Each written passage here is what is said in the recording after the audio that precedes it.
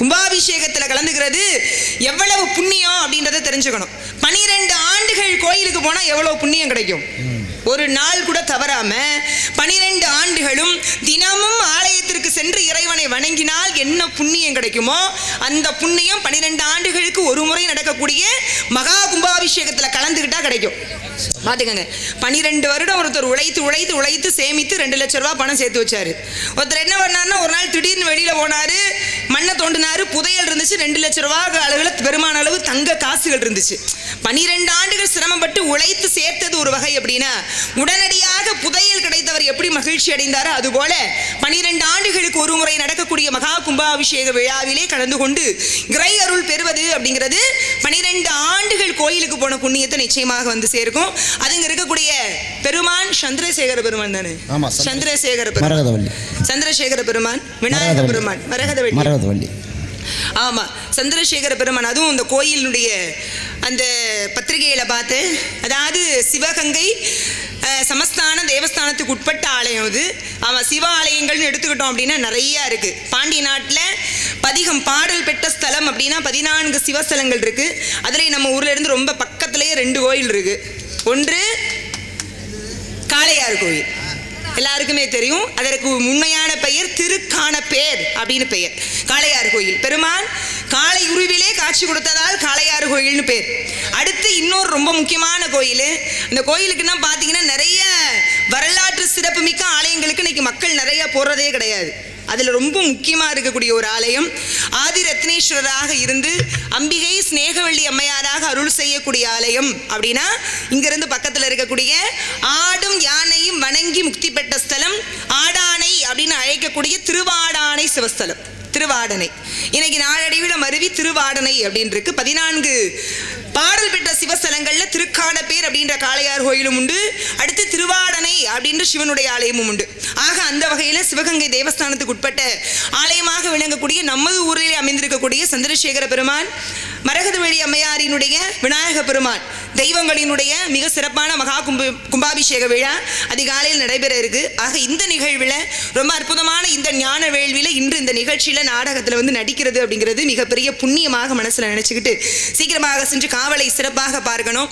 உள்ளே வந்தோன்னே சொல்லிட்டாங்க, ரெட்டிற வரைக்கும் நான் பொதுவாக முருகனுடைய பெருமை தான் பேசணும்னு நினைப்பேன். ஆனால் இன்னைக்கு நீங்கள் சிவனை பற்றி பேசிக்கிட்டே இருக்கணும் அப்படின்னு. முருகனுடைய பெருமையே சொல்லிலடங்காது. அந்த முருகனை இந்த உலகிற்கு கொடுத்த சிவபெருமானினுடைய பெருமை சொல்லி சொல்லி சொல்லி இந்த பிறவியே போறாது. அவ்வளோ பெருமை இருக்கு, அவ்வளோ சிறப்பு இருக்கு, அவனுடைய கருணை அவ்வளவு இருக்கு. ஆக அந்த வகையிலே காவல் சிறப்பாக செவன நடப்பதற்காக உலகத்தையே கட்டி ஆளக்கூடியவள் உமை எண்ணை ஆதிவராசக்தி உலகை அனைத்தையும் ஈன்ற பின்பும் கன்னியாக விலகுகின்ற அம்பிகை என் தாய் மதுரையை அரசாலும் அங்கையர் கண்ணீர் கிழாண்டேஸ்வரி சியாமலா தேவி மீனாட்சி. அவளை வணங்கிவிட்டு அதன் பிறகாக காவலுக்கு செல்வதற்கு தயாராகலாம். நாள் சந்தன மல்லிகையில் தூளி கட்டி போட்டேன் தாயினி கண்மலரு தாளில் லேளோ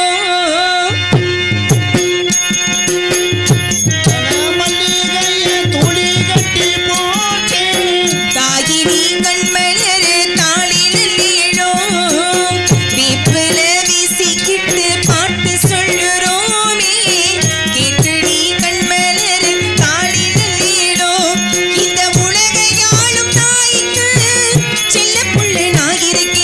கவலை தீர்க்க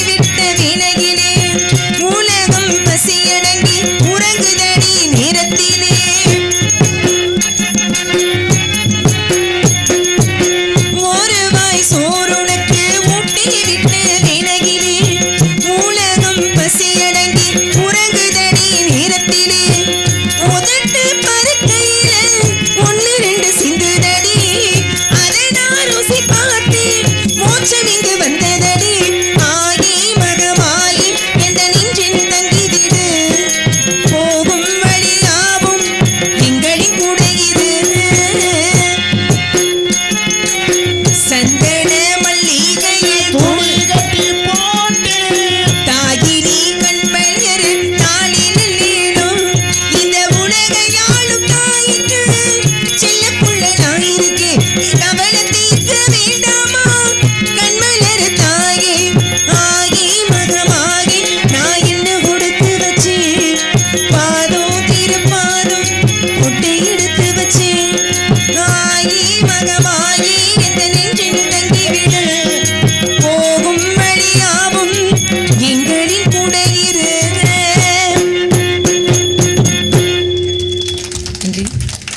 ஆக தனம் தரும் கல்வி தரும் ஒரு நாளும் தளர்வறியா மனம் தரும் தெய்வ வடிவம் தரும் நெஞ்சில் வஞ்சமில்லா இனம் தரும் நல்லன எல்லாம் தரும் அன்பர் என்பவருக்கே கணம் தரும் பூங்குழலால் அபிராமி கடைக்கண்களே என்ற அபிராமி பட்டர் பாடியது போல இன்னைக்கு நாடகம் ஆரம்பிக்கும் பொழுதே கவனிச்சுக்கிட்டே இருந்தேன். ஆரம்பித்த கொஞ்ச நேரத்தில் முதல் பாட்டே காதலாகி கசிந்து அப்படின்னு கேட்டதில் எனக்கு அவ்வளோ மகிழ்ச்சி மனசில்.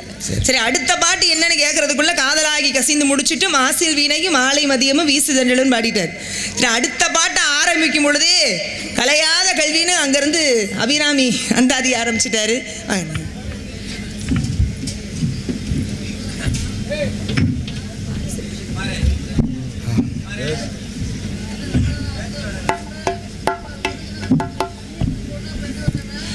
இந்நாடகத்திற்கு வள்ளியாக வேடம் நட்டி நடிக்கின்ற அன்பு சகோதரி கலைமகள் அவர்களுக்கு கோவிலை சார்ந்த கிராம பொதுமக்கள் சார்பாக பொன்னாடை போத்தி கௌரவிக்கப்படும்.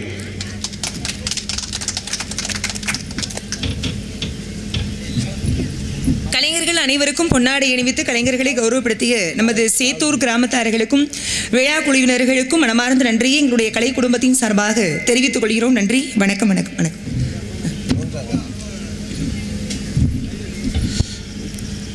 நமது காளையாறுவில் காவல் சார்பாய்வாளர்களுக்கு கோவிலை சார்ந்த கிராம பொதுமக்கள் சார்பாக பொன்னாடை போத்தி கௌரவிக்கப்படும்.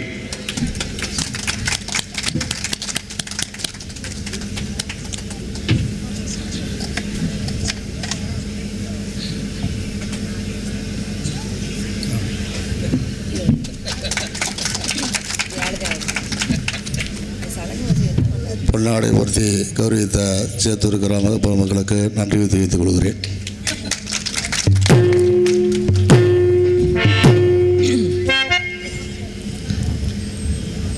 அப்படி ஆரம்பிக்கும் பொழுதே ஒரு அபிராமி அந்தாதியோ இல்லை ஒரு தேவார பாடலோ திருவாசகமோ இதெல்லாம் சொல்லி ஆரம்பிக்கிறது அப்படிங்கிறது எவ்வளவு நன்மை கிடைக்கும் அப்படிங்கிறத சொல்லி மாளாது. ஏன்னா நம்ம சொல்ல அதை பாட நமக்கு புண்ணியம் அப்படின்னா அதெல்லாம் கேட்க அழகு தமிழிலே ஒழிக்கக்கூடிய ஒவ்வொரு பக்தி இலக்கியங்களும் இந்த உலகிற்கு ஒவ்வொரு மனிதர்களுக்கும் வந்து சேரக்கூடிய புண்ணியமாக தான் இருக்கும். இந்த உலகத்தில் இறைவனால் முடியாததுன்றது எதுவுமே கிடையாது இல்லையா? அவன் இன்றி ஒரு அணுவும் அசையாது. உலகம் எங்கும் வியாபித்து நிறைந்திருக்கக்கூடியது இறையருள். அதைத்தான் தாயுமானவர் பாடுகின்றார். அங்குங்கெனாதபடி எங்கும் பிரகாசமாகி ஆனந்த பூர்த்தியாகி அருளோடு நிறைந்து தன் அருள் விழிக்குள்ளே அகிலாண்ட கோடியெல்லாம் தங்கும்படிக்கு இச்சை வைத்து உயிருக்குயிராக தழைத்து நின்று அருள் செய்யக்கூடியது இறையருள் அப்படின்னு. ஆக அப்படி இறைவனால முடியாததுன்னு எதுவுமே கிடையாது அப்படின்னு இருக்குல்ல. ஆனா இறைவனால முடியாததுன்னு ஒண்ணு இருக்கான் அப்படின்னு யாரு சொல்றா? நான் சொல்லல, காஞ்சி பெரியவா சொல்றா. காஞ்சி பெரியவர் எழுதுறாரு, இந்த உலகத்துல இறைவனாலும் முடியாதது ஒன்று இருக்கு அப்படின்னா ஒவ்வொருவரும் செய்யக்கூடிய புண்ணியத்தை குறைக்கிறதுக்கு இறைவனாலே முடியாதான். நம்மளாம் செஞ்ச பாவத்தை குறைக்கணும்னா கோயில் உலமா போய் ஏதாவது பரிகாரம் பண்ணி 4 பேருக்கு அன்னதானம் போட்டு தான தர்மம் கொடுத்து பாவத்தை குறைச்சிக்கலாம். ஆனால் இந்த உலகிலேயே செய்யக்கூடிய ஒவ்வொரு புண்ணியத்தையும் குறைக்கக்கூடிய அதிகாரம் ஆண்டவனுக்கே கிடையாது. அப்படின்னா இந்த புண்ணியம் இலவசமா கிடைக்குதுன்னா அதை நம்ம தாராளமா வாங்கிக்கணுமா இல்லையா?